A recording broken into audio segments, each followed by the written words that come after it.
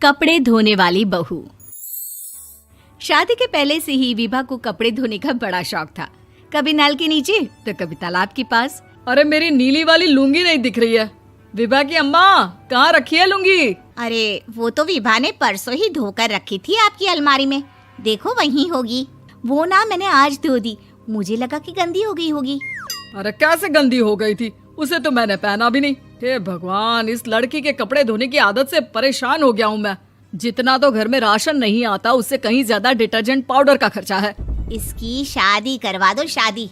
जाए अपने घर में ही करे काम, फिर चाहे घर के कपड़े धोने हो या पूरे गांव के। हाँ ठीक बोल रही हो, देखता हूँ मैं कोई लड़का। वो दिन भी आ जाता है जब विभा को देखने लड़के वाले आ जाते हैं। लड़की मुझे अच्छी लगी। होने वाली सास कहती है, बेटी अगर कुछ पूछना है तो पूछ लो। वैसे तो हमारी लड़की बहुत ही शर्मीली है, जो बोल दो वो मान लेती है, इसे क्या पूछना होगा। अरे कैसी बात कर रही हो माँ, मुझे इन लोगों के घर रहना है, सवाल तो कई है। हाँ हाँ बेटा, पूछ लो ना, क्या पूछना है। आप लोगों के घर कपड़े कौन धोता है? सास का मुंह बन जाता है। देखो, अगर तुम ये कहना चाहती हो कि तुम्हें कपड़े धोने नहीं आते तो सुन लो, कपड़े मैं ही धोती हूँ, लेकिन तुम्हारे आ जाने के बाद मैं रुमाल तक नहीं धोऊंगी। अरे चुप रहना भाग्यवान, बहू बेचारी घर आई नहीं, उसे डराना शुरू कर दिया। वो क्या है ना बिटिया, अभी तक तो ये कल्लू की माँ ही धोती थी, लेकिन अब तुम्हारे पापा तो दहेज में वॉशिंग मशीन देंगे ही। तभी विभा की माँ बोल पड़ती है, सवाल भी पूछा तो क्या। वैसे भाई साहब, मशीन की तो फिर भी कपड़े धोने की कैपेसिटी होती है। मतलब जो बिटिया दे रहे हैं ना विभा, इसे कपड़े धोने का बहुत शौक है। ये आप लोगों के क्या, आस पड़ोस गांव मोहल्ले सबके कपड़े धो दे और उफ तक ना करे। बाहर देखा नहीं आपने कितने कपड़े सूख रहे हैं?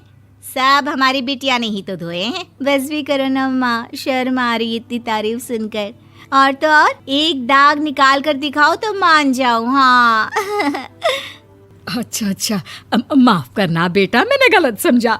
हमें तो रिश्ता बहुत पसंद है। और ऐसे जुड़ जाता है रिश्ता कपड़े धोने का शौक रखने वाली विभा का। उसकी शादी हो जाती है कोयला फैक्ट्री में काम करने वाले कल्लू के साथ। शादी के बाद अचानक विभा चिल्लाती हुई सास के पास आती है। सासू माँ, अरे सासू माँ कहाँ है आप? ये तो धोखा है, धोखा दिया आप लोगों ने मुझे। इसे ससुर के चक्कर के बारे में पता चल गया। अरे तो उसमें तुझे क्यों धोखा मिला है? अरे नल में पानी नहीं आता, कपड़े कैसे कब धुलेंगे? अच्छा, तू पानी नहीं आ रहा उसकी बात कर रही है। तो आपने क्या सोचा? कुछ नहीं। अच्छा, तेरी माँ ने कहा था कि कपड़े धोने का शौक है तुझे, याद आया मुझे। शौक बोलकर कपड़े धोने वाले मेरे जुनून को कम ना आके सासू माँ, कपड़ा धोना मेरा गुरूर है। तभी पति भी वहाँ आ जाता है। अभी मैंने इसे सनी देओल की फिल्म दिखाई है, उसी के डायलॉग मार रही है माँ। अच्छा सुन, साफ साफ बता रही हूँ, पानी सुबह 4 से 6 और शाम को 10 से 12 आता है, समझी? विभा टाइमिंग सुनकर हैरान हो जाती है। ये क्या भूतों का मोहल्ला है? सुबह 4 बजे उठकर कौन कपड़े धोता है? 4 बजे टंकी में पानी जाता है, फिर सारा दिन धोना ना, किसने मना किया? अरे कैसी बात कर रही हैं? 200 लीटर की टंकी में कितने कपड़े धो लूंगी मैं? सुबह ही उठ जाऊंगी मैं। अब क्या था, विभा सुबह 4 से लेकर रात के 12 बजे तक कपड़े ही धोती रहती। एक रोज सास पड़ोस से निकलकर कहीं जा रही होती है कि साथ वाली कहती है, हाँ कल्लू की माँ, जरा ये बताओ कि 2 साड़ी है, 2 ब्लाउज और एक पेटीकोट और एक नाड़े वाला लंबा कच्छा। हाँ तो? अरे तो क्या, कितना लोगी धुलाई ये बताओ। धोबन दिख रहे हैं हम क्या? हमारे पति सरकारी नौकरी से अभी रिटायर हुए हैं और बेटा सुपरवाइजर है कोयला फैक्ट्री में। धोबन समझ रखा है हमें? हाय रे कल्लू की अम्मा, माफ कर दो, वो तो मोहल्ले में यही सब बता रहे थे कि तुमने बहू को कपड़ा धुलवाने के काम में लगा दिया है। सास को पड़ोसन की बात सुनकर गुस्सा आ जाता है। वो घर पहुंचती है जहां घर के बाहर ही इतने सारे कपड़े सूख रहे होते हैं जितने कि किसी धोबन के घर पर। अरे ओ कल्लू की दुल्हन, बाहर निकल। माँ जी यहीं आ जाओ, बाथरूम में चादर धो रहे हैं हम। अरे अभी हम धोते हैं, तुमको बाहर निकलो। ये आस पड़ोस वाले बोल रहे हैं कि हम बहू से कपड़े धुलवा कर उसे कपड़ा धोने वाली बना दिए हैं। अरे छोड़ो ना माँ जी, किन लोगों की बातों में आती हो? आस पास के लोगों का तो काम ही होता है कि वो किसी तरह सास बहू को लड़ा दे। बहू सारे घर के कपड़े धोती है, ये क्या कम है? बोलिए। सास को भी लग जाता है कि वो बहू का ये सनकीपन नहीं छुड़वा सकती, इससे अच्छा है कि खुद ही चुप हो जाए। एक रोज सास और बहू मंदिर जाते हैं, जहाँ सास की साड़ी वहाँ खड़ी भीख मांगने वाली से मिलती है। माँ जी क्या बात है, आपकी साड़ी उस भिखारन से कितनी मिल रही है ना? हाँ हाँ देखो तो, दोनों की साड़ी मिल रही है। क्या बात है कल्लू की अम्मा, तुम खुद को तो अफसर की बीवी बताती हो और ऐसी सिंपल सी प्लेन साड़ी पहनकर घूमती हो। सिंपल और प्लेन नहीं है ये साड़ी। तो क्या सोने के धागे से फूल बने हैं?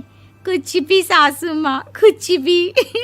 हाँ बने थे इस साड़ी में सोने के धागे से फूल। मेरे पति लेकर आए थे मद्रास से स्पेशली मेरे लिए 10,000 की।